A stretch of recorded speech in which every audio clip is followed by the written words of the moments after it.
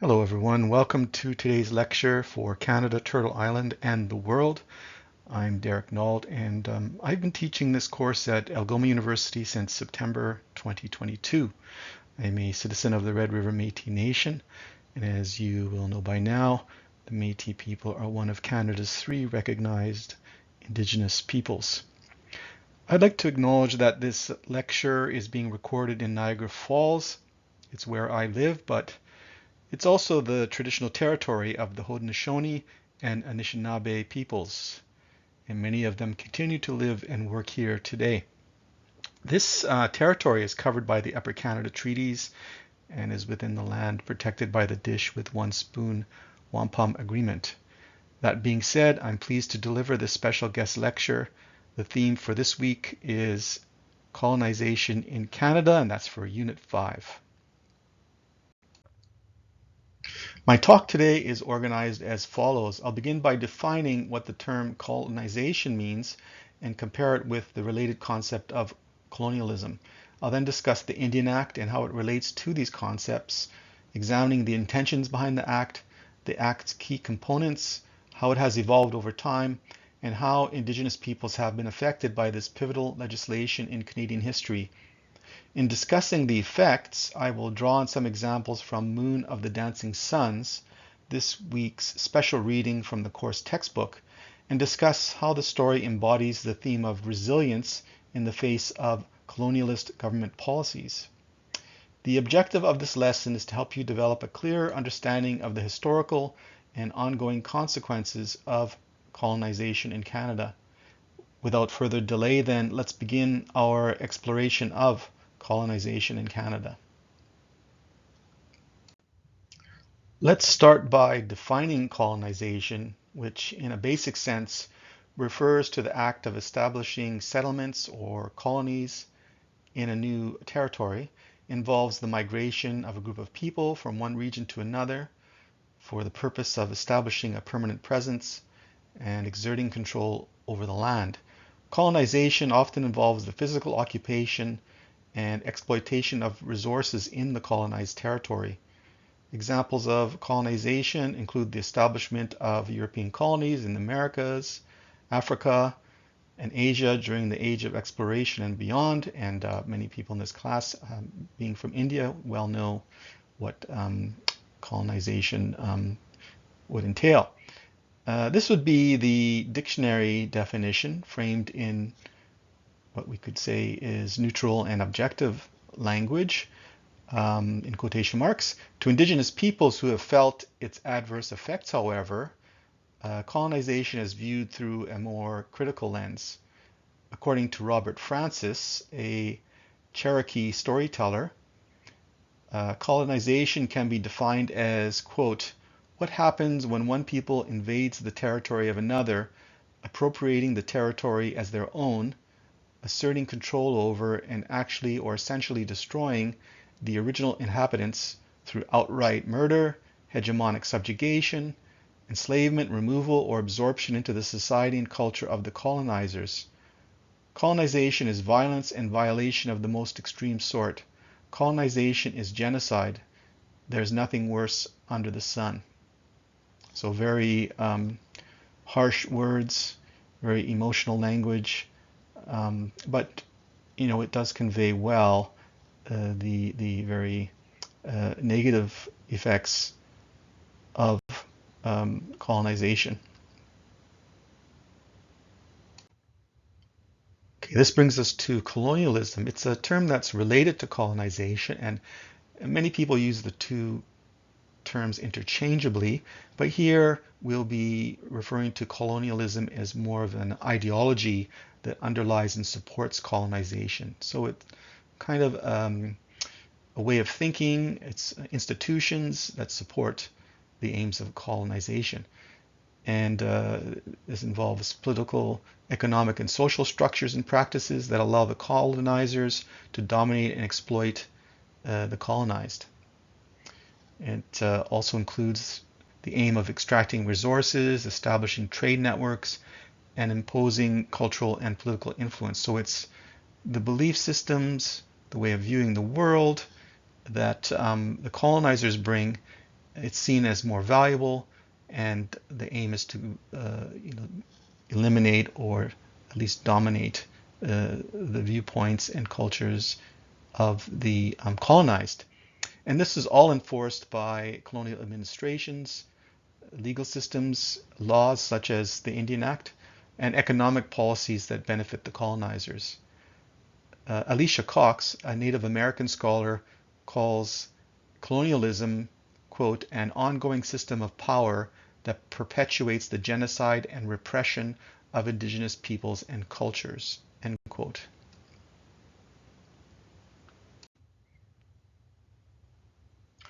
Right, so the Indian Act could be called a Canadian colonial policy. And on this side, you can see an image of our first Prime Minister, John A. Macdonald, around 1875. And here's a quote from John A. Macdonald that discusses what his viewpoints were of the legislation that was imposed on Indigenous peoples in the form of the Indian Act. And he says, the great aim of our legislation has been to do away with the tribal system and assimilate the Indian people in all respects with the other inhabitants of the Dominion as speedily as they are fit to change. So when he's talking about Indians, of course, he does not mean people from India. He's talking about Indigenous peoples in Canada. That was just the term that used to be used. So whenever we use the word Indian, it has to do with the legal usage of the word. We no longer call people Indians in terms of if they're indigenous peoples. Of course, people from India we call Indians. That's who are Indians. But if we do use the term Indian, it's because of these old laws dating back to the Indian Act. In any case, that quote shows that his aim was to basically do away with the culture, right? So the intention was to make indigenous peoples the same as everyone else, so destroy their cultures basically. And this is when we're talking about the Indian Act and those kind of policies. But John A. Macdonald did use actual physical violence as well. As a Métis person, I can tell you some stories from my own family history. That involved soldiers sent by John A. Macdonald, during the Red River, in the wake of the Red River Resistance in 1869-70, and during the 1885 Northwest Resistance in Saskatchewan, further out west. That's another topic, but I just thought I would mention that as well, that colonialism and colonization involve ideological violence, but can involve physical violence too.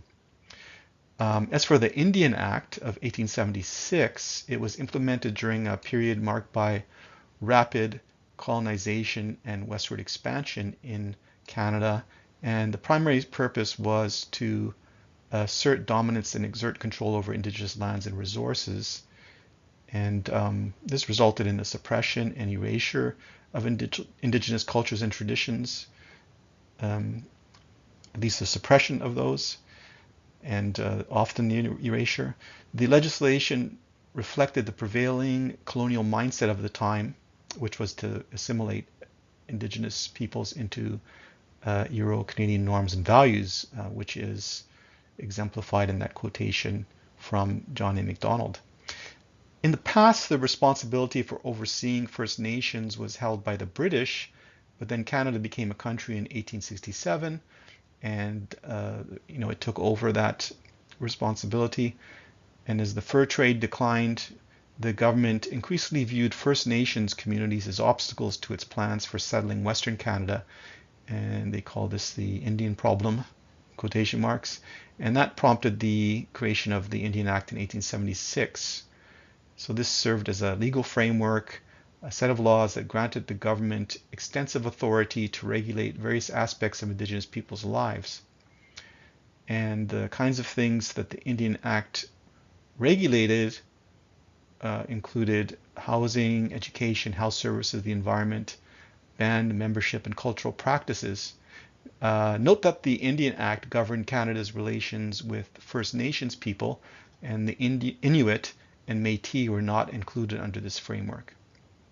It does not mean they were not affected, those two groups were not affected, but they were not specifically included within the framework of the Indian Act.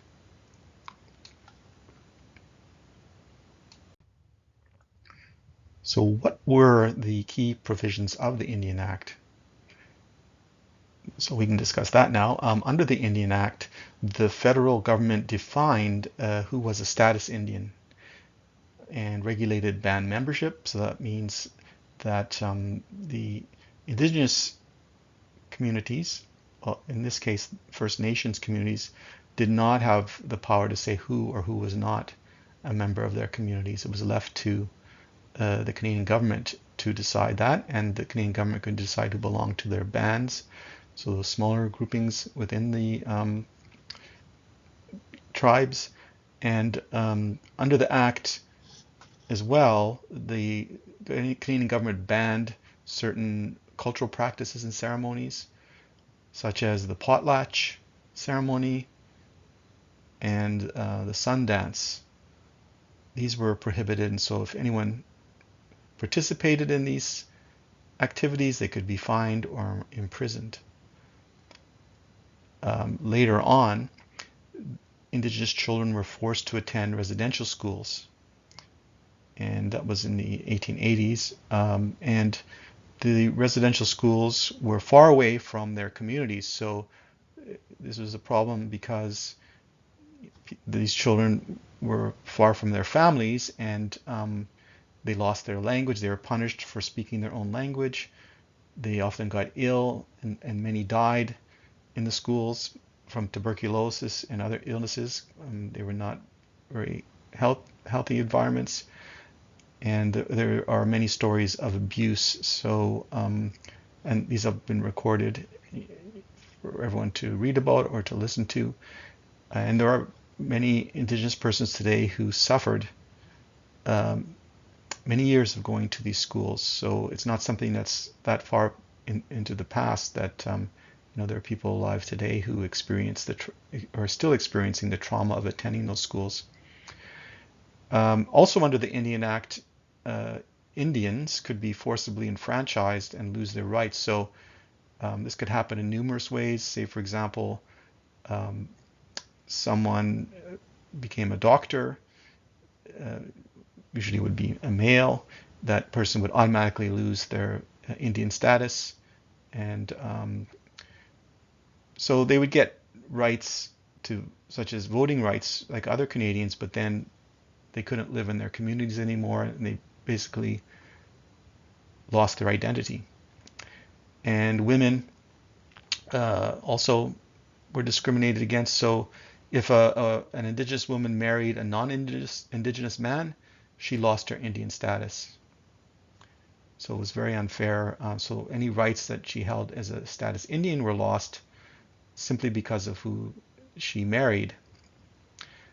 And so these are just a few of the provisions under the Indian Act. And you can well imagine the negative impact that would have on Indigenous peoples. Again, though, these laws pertain specifically to First Nations peoples, so not the Métis and Inuit. But mind you, with the residential schools, Métis children and Inuit children were forced to go to those schools as well, even though those two groups were not governed by the Indian Act. Due to Indigenous criticisms and political pressures, the Canadian government amended some of the worst features of the Indian Act in 1951 and 1985. So, for example, in 1951, it was no longer illegal for First Nations people to gather in groups of more than 3, leave the reserve without a pass, hire a lawyer, own property, or practice their culture. So that sounds good, of course, but then you have to think about that wouldn't have been necessary in the first place if Indigenous peoples, First Nations peoples had the same rights as Canadians from the start. And what is interesting too is in 1951 you didn't have to have a pass anymore. So until that time, actually, First Nations people had to have a pass to leave the reserve.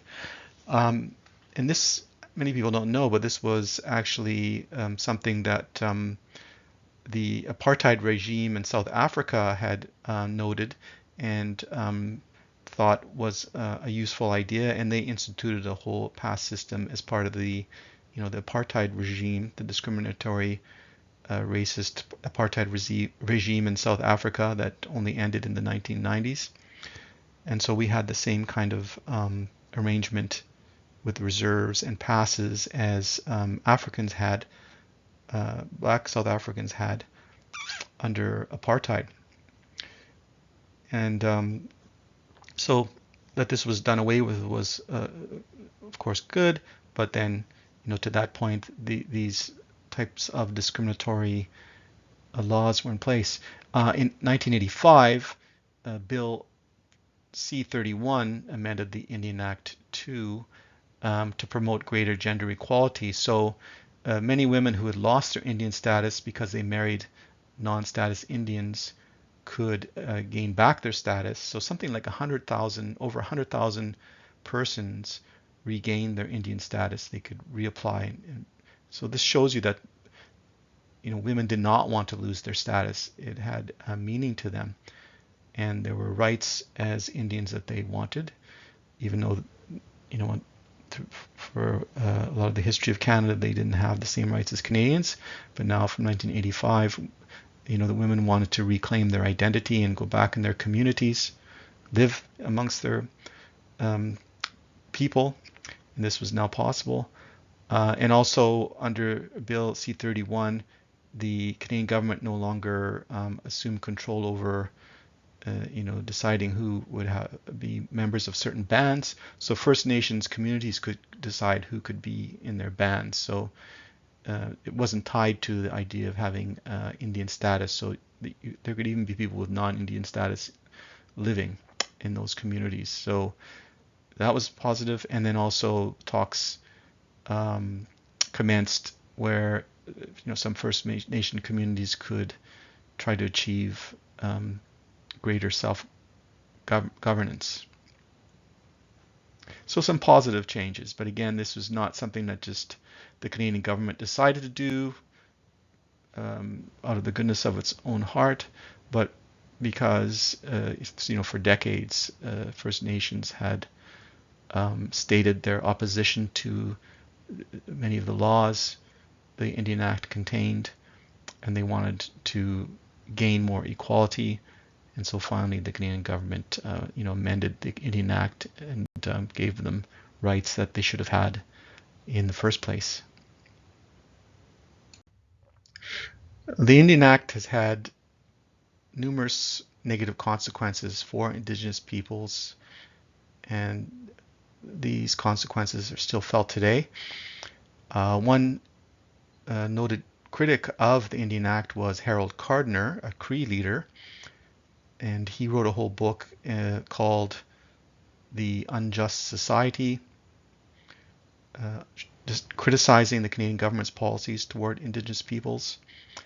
And he singled out the Indian Act in particular for being discriminatory and causing great harm to First Nations peoples in Canada.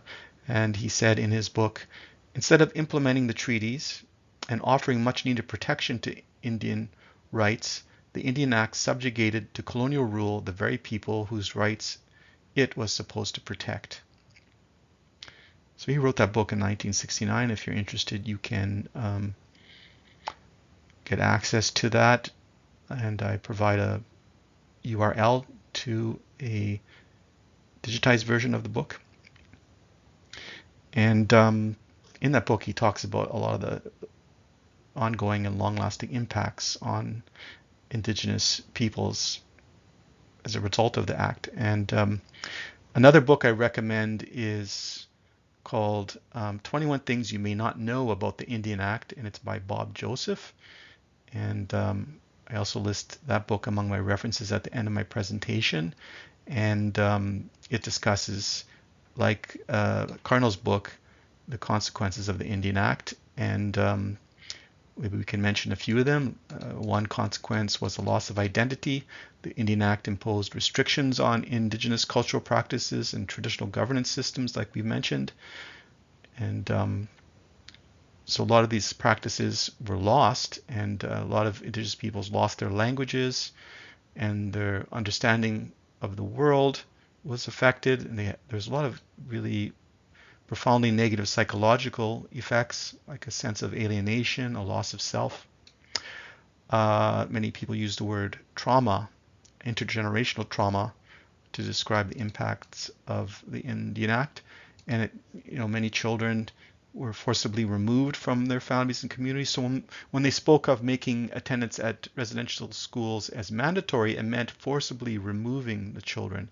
So they would drive around with trucks. The government would drive around with these vehicles and herd the children onto them and just take them away. And sometimes children would hide, or families would hide their children, but most of the time, you could not keep the authorities from taking your own children, so basically kidnapping the children. So there was a lot of physical and emotional and sexual abuse in the schools, and that created a deep and lasting trauma, and that trauma has been transmitted across generations. So even if someone didn't attend the school, maybe their parents or grandparents did, and they brought all those issues with them into the family dynamic, and created a lot of psychological problems for successive generations. And under the Indian Act, discrimination and stigma resulted. So when the legal system discriminated against Indigenous peoples, this impacted how others the white people and other peoples looked at Indigenous persons as sort of set apart from other Canadians. It made Indigenous peoples feel inferior, a sense of shame, and it marginalized them in society. And First Nations people suffering from the effects of the Indian Act often speak of a sense of powerlessness and loss of autonomy that they felt. They couldn't choose the kind of life they wanted on their own quite often, because the policies determined where they would live or what kind of life they could have, and any choices they had were limited or had consequences. So if you wanted to get an education, for example, then you would lose your Indian status, and you lost your kinship networks. So there's all kinds of mental health challenges as well, and that leads to things like depression, anxiety, substance abuse, and really high suicide rates. So suicide amongst Indigenous peoples is, much higher than amongst the non-Indigenous populations in Canada. So there have been very, very negative effects, and it will take years to resolve and mitigate those adverse effects.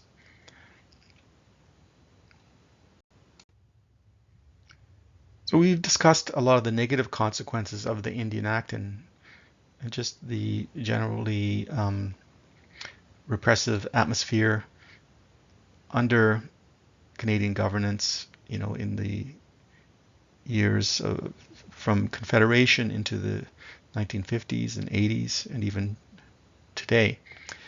But we should also note that Indigenous peoples defied expectations of the Canadian government, and they have proven resilient, and they are returning to their traditional values and achieving more and more control over their own affairs and experiencing cultural revitalization and a cultural resurgence in recent years.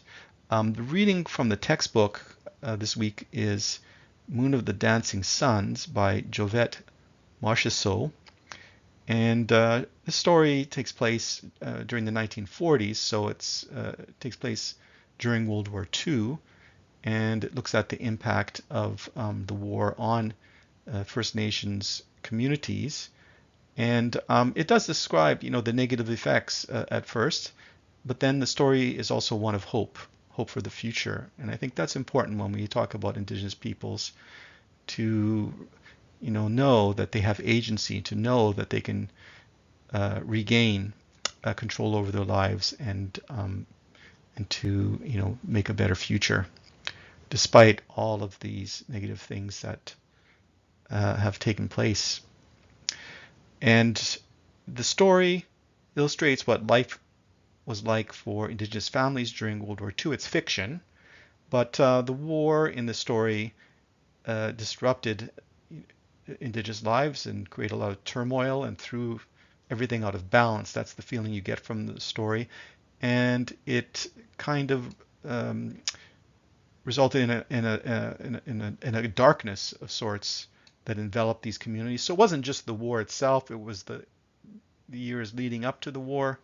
But at this time, many of the men have enlisted in the war effort, and so the families are experiencing some turmoil as a result, and especially the children. So the story mainly focuses on some children.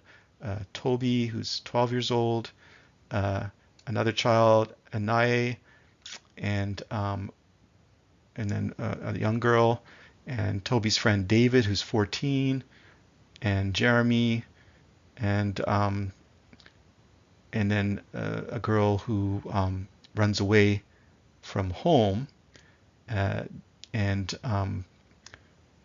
so the story basically is about the children worrying about Kateri, who's this young girl who runs away from home, and so the parents are searching for her, thinking she has died, and but the children are seen to be very resourceful, and they're seen to be innately in tune with nature and spiritual, and this reflects the traditional Indigenous worldview.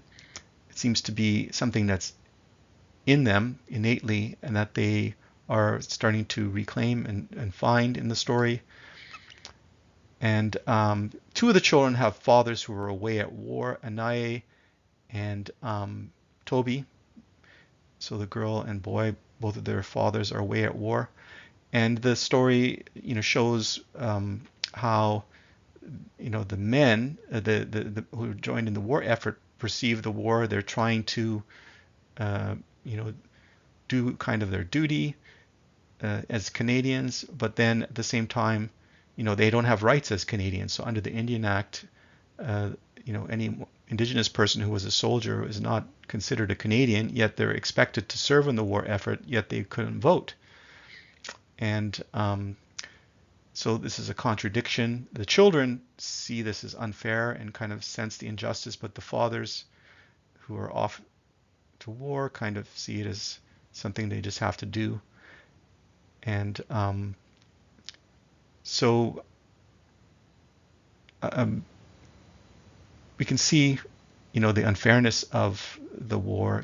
They have to go and join this war effort and risk their lives, and then not get any recognition for it. And there are very few white people in the story. There's just one. His name is Brother Leon, and he's at the church. He's someone from the church that's there, and he's even kind of a distant, but kind of remote character who has troubles with his vision. He's not mentioned very much, but maybe the problem with his sight is that he maybe is not able to see the injustice of the system. He's within the system, but he's kind of liked by the community, but maybe not able to see just the damage being inflicted on Indigenous people by policies like the Indian Act. But one thing in the story you get a lot of, so it mentions those things, and it also highlights the traditions and worldviews of Indigenous people. So the one character, Anaye, the story describes her as, quote, having a preoccupation with the supernatural and as being imbued with certain gifts. And then the other girl who ran away, she is seen as someone who is following the, quote, blessing path, end quote. So that's a person who heals by invoking peace and harmony throughout the world, the book says. And throughout this story, intuition is seen as important. So, it's not like the typical Western view. We don't trust intuition often. The West thinks of, the focus should be on rational thought and, scientific proof. But here, the children just have feelings and they go with their intuition, and they're able to find out things about the world. And so or make guesses about what is happening. So Anae deduces that Kateri, the girl that ran away, is actually, since she's on the blessing path, Anae concludes that she's at this place called the Chapel of Healing, which is very symbolic because Kateri is a child who seems to be imbued with this task of healing the community. And so the children realize, oh, that's where she is. So she ran away, but she didn't really run away. She kind of went to this place. It's very symbolic. And often in the story, they talk about, the relationship with nature. So David, one of the children, speaks of bringing seeds to scatter for the birds. If they want to join on this blessing path, the children, they have to kind of give things back to nature. And the story mentions Kateri is giving brother Leon medicine, which consists of aspen bark shavings for his eyes so he can see better. So, there's a sense that they could teach something to the people who are non-Indigenous. And there's a lot of recognition of natural cycles. The children acknowledge that it's the solstice and the moon of the long snows is beginning, and then they at one point start to dance and engage in a ceremony, and then the elders share a vision with the others in the community, saying that they should see the Great Spirit in the children, and then they go looking for Kateri and the other children, and they find them, dancing at night in the forest, and they observe them from a distance, and then Kateri, the girl that ran away, she's called by one of the elders a magnificent daughter of heaven, and another sees her as the white bison woman, is the term she used to call Kateri, who has taught us the 7 sacred ceremonies. So they see this kind of as a prophecy, as prophetic, that Kateri is kind of a child that's coming back to rejuvenate the community, to restore balance and healing. And Kateri is singing in this, what the book calls a celestial voice, and everyone's silent and they watch, quote, all the demons, seem to retreat into the caves, end quote. And finally, at the end, the elders who are watching the children, they feel the singing and dancing has healed the community, and they say, okay, all the ones who have died in the past or in the war are walking on the blessing path now. And so there's a sense of closure, and the children finish dancing. They feed the birds, suggesting balance has been restored, and they're doing an act of reciprocity with nature. And they find out later that the 2 fathers that were at war had both actually died, but still, they've managed to heal and the community, and there's hope for the future embodied in the children. And the story basically just says that, despite all the efforts to assimilate, the First Nations peoples in this story, the Indigenous traditions have endured, and there's hope for the future. So it's an interesting story, originally in French and translated into English. So I really recommend reading that and seeing these themes within it, and it'll help you understand the story and how important this theme of resilience is. So would it be possible to ban the Indian Act, abolish it, Uh, Probably not, because doing so would require a lot of political will and years of political consultations with Indigenous communities and a major review of the implications and potential replacements for the Indian Act. So instead, Indigenous leaders and the Canadian government have been in negotiations trying to resolve the issues surrounding the Act. And so dialogue and negotiations towards decolonization, self-governance, and the recognition of Indigenous rights seems to be the best route at present. And so gradual change, because the problem is if you did abolish the Indian Act just suddenly, which the Canadian government was claiming it wanted to do in the late 1960s with something called the White Paper, then it could create a lot more problems because there are actual rights in the Indian Act that First Nations people have. And, it could be kind of a ploy by the government to take away the rights, just say, okay, you're now Canadians and you're on your own. That was seen as something very dangerous, a very dangerous road to embark on. So, Indigenous peoples protested against the White Paper and abolishing the Indian Act at that time. So there are problems with the Indian Act, but the way forward would be to negotiate self-governance agreements with the Canadian government, and there's been some progress in that area. I'll just mention, maybe 3 of the examples of self-governance agreements that have been forged between Indigenous peoples and the Canadian government. One is the Nisga'a Final Agreement in 1998 between the Nisga'a Nation and the Government of Canada in British Columbia. And so the Nisga'a people have, more self-government, and they have jurisdiction over lands, resources, and governance within their traditional territory, and they're recognized as a distinct government. And their agreement outlines their rights, responsibilities, institutions. The Mi'kmaq of Nova Scotia, they have something called the Mi'kmaq Nova Scotia Canada Tripartite Forum, and so it's an ongoing process that commenced in 1997 with the Mi'kmaq of Nova Scotia, the provincial government, and the federal government. So again, the same thing, they're achieving more self-government and more control over their economic development, natural resource management, and cultural affairs. And then another one we can mention is the Nunavut Agreement, which was signed in 1993.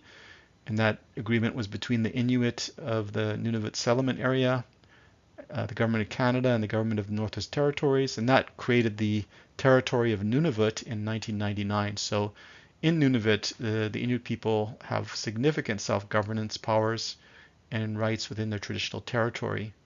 And they have their own public government with authority over education, healthcare, and justice. And these are just a few examples, so it's not exhaustive. There's other self-governance agreements and initiatives between Indigenous peoples and the Canadian government.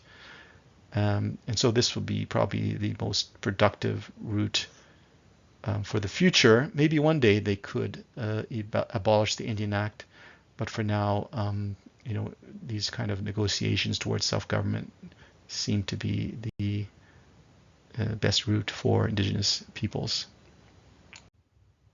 So in conclusion, contrary to popular belief, Canada does have a colonial history. So many people think that Canada, because it was a colony at one time, does not have a colonial history. Even our former Prime Minister Stephen Harper in 2008 said, quote, "Canada has no colonial history," end quote.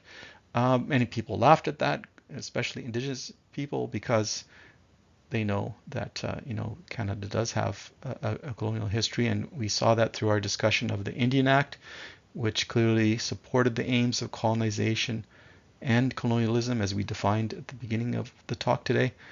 And the adverse effects of the Indian Act are still felt today.